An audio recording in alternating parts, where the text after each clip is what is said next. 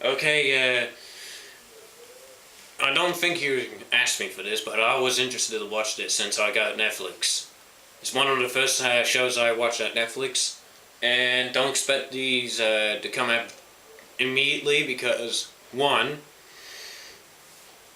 they take a while, and two, I have to think about it every single time I watch an episode, immediately hit another episode with quick thoughts, and then finish it with very good satisfaction. And now let's get to Daredevil.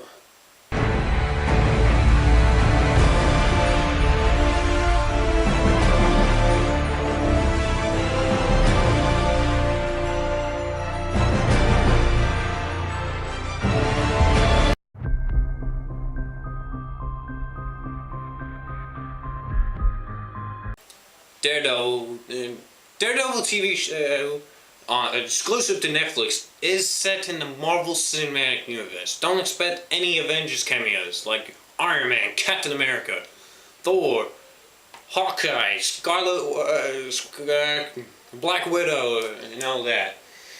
Don't expect those cameos right away. They only reference these characters, which is good because you don't want a bunch of Avengers references every single episode like, oh, this house just got destroyed by this alien, which will easily, which you immediately know that's a reference to the Avengers. What do I think of it? This show, I'll tell you on my rating in the last, in the rating, I will tell you what I think of it. This show is great.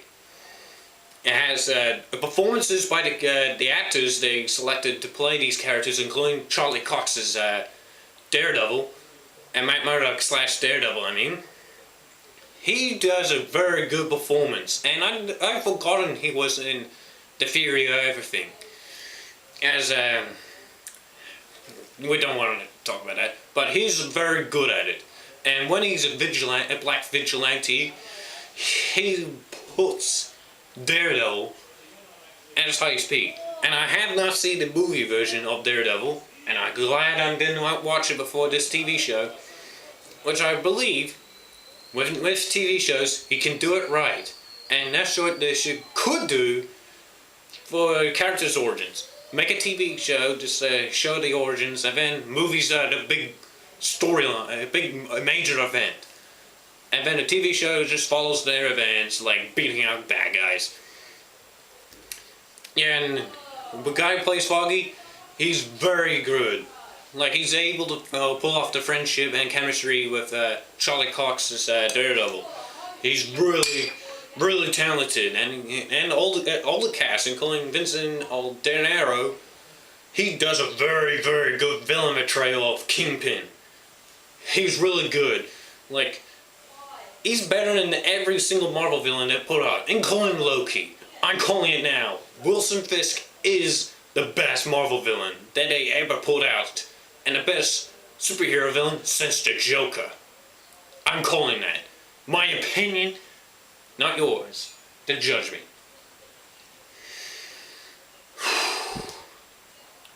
The fighting choreography is where it should be, where you can actually see the punches instead of off close like this. And I was really excited to watch the show when I heard very good ratings for it. And since it's getting another season, which means it will open more Daredevil stories, including crossovers to Spider-Man possibly when it hits season 3. Just to show Spider-Man appears in Hell's Kitchen or something like that.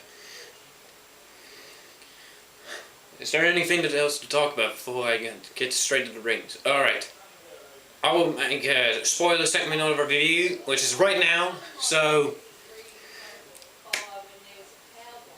I'm glad you're gone. In 3, 2, 1. Well, obviously you want to see my opinion with spoilers of the show. Now let's get straight to it. From the start of the episode, you know that Matt Murdock's is not going to have a good time as the Daredevil, or the masked vigilante they call him in the beginning of the season. And during the development of the season, once you see these group of bad guys working for Fisk, you know they're all gonna be gone by the time Daredevil takes them down. I knew it. Right from the first episode, I went, these guys are gonna get taken down. Excuse me? Yeah, I knew these guys are gonna get taken down. And this show is really great. And when they hit the episode with Wilson Fisk's first appearance, I wasn't sold by his performance that quickly. As Phil Mason said, he's sold by Benedict Cumberbatch's performance in The Imitation Game within the first 5 minutes. Me, it's by the episode 4 or 5 is when I got sold by his performance. I see him as a good villain. And villains should be assholes, should be unpredictable, and you're not supposed to know what's his next move. And that's what I love about him. Ultron, to me, he was menacing, no doubt about it, but he was too charismatic, like he's too jokey as the villain. I went, oh, God, no. I felt like that's the Marvel treatment to Ultron, but with Fisk, no Marvel treatment like he's making jokes. This show is dark and gritty, like Batman.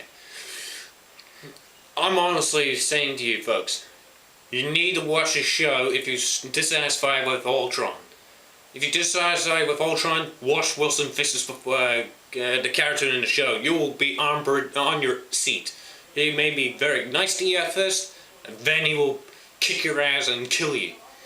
And that's what he does around episode 12 when he killed a black reporter named Ben Urich, which is the character in the comics that apparently worked for the Daily Bugle. By the time way I was researching about these characters, he died by Fisk, and I went. I thought he's gonna leave him alone. I went, all right, he's gonna expose him, and then the next thing you know, you go, holy shit, he kills him. And by the end, last episode, you go, yeah, that's what you deserve, Fisk, for killing all those people. Fuck you, and all that. I'm really glad that happened, and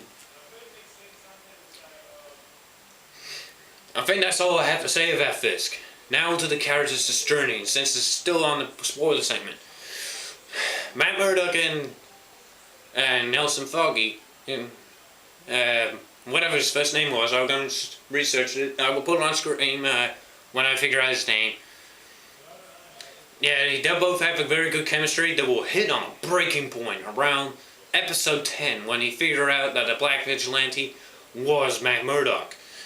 You see the edge in your seat, and you will go, what happens next for these two friends? And it does what it should do. They both parted ways for a while, and then they came back in the very last episode, and I'm glad that happened, and they resolved their issues, and there are a few plot threads that hasn't been solved in this season, like Karen shooting Wesley.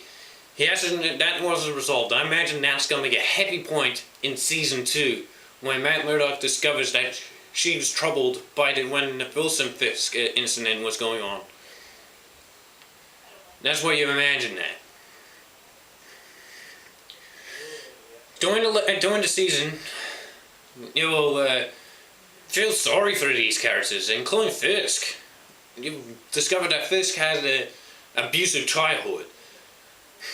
And I'm not a story nerd that explains to you everything, but I love stories. Not nerdy type of style. And why else I have Daredevil on this? I felt like, yeah, he's one of the best characters in the show. And now this is spoilers and a little bit of info that's got what's going to happen next. Apparently there will be another Marvel TV show going to Netflix. It's called AKA Jessica Jones. I haven't researched it yet, but that's next. If I heard it's good, I go and immediately watch it. Which I imagine should be good because Daredevil gave me the good sign of how to do a superhero TV show right. I haven't watched Daredevil, Arrow, or Flash, or Agents of S.H.I.E.L.D. I only watched like a few episodes of the first season of Agents of S.H.I.E.L.D. I didn't really like it. But I should really get myself back into it. ain't able to catch up. Agent Carter, I haven't even watched it. Now to my rating of Daredevil, and I'm making a TV rating change. From out of 5, that's reserved for movies. Now I'm changing it to Chris Bachman's rating system to F to A+. What's the show gets? An A+. First 5 out of 5. If it was in that system, but it's A+, first A+ rating I will give for anything. This show's a masterpiece, and it shows how to do superhero shows and characters correctly. And I really recommend you getting Netflix and getting straight to Daredevil. Watch that one first, and then watch the other crap on Netflix. I have others to watch on the list, and I'm glad I watched it, and I will show my friends of this show. And please don't download this show. It's very wrong to download shows. You have to watch these shows, unless you don't have money to buy Foxtel. That's understandable. But Daredevil, you have to watch it on the best quality on Netflix. Anyway, guys, I don't have any TV show reviews very coming up. Once I finish the TV show, I'll post more, and I'll put the pros and cons in the next frame, and then I'll give you the ratings I would give if I used the Chris Bachman system. Anyway, guys, see you guys in the next Anger Rants review, and I hope you really enjoyed it, because I was very passionate about this show, because I'm very satisfied, and I cannot believe how good the show is, and it made me not watch the crappy 2003 version starring Ben Affleck, who's the current Batman. Anyway, guys, see you guys in the next Anger TV review. Now let's get this wrapped up and watch Netflix or watch Game of Thrones. See you guys in the next video.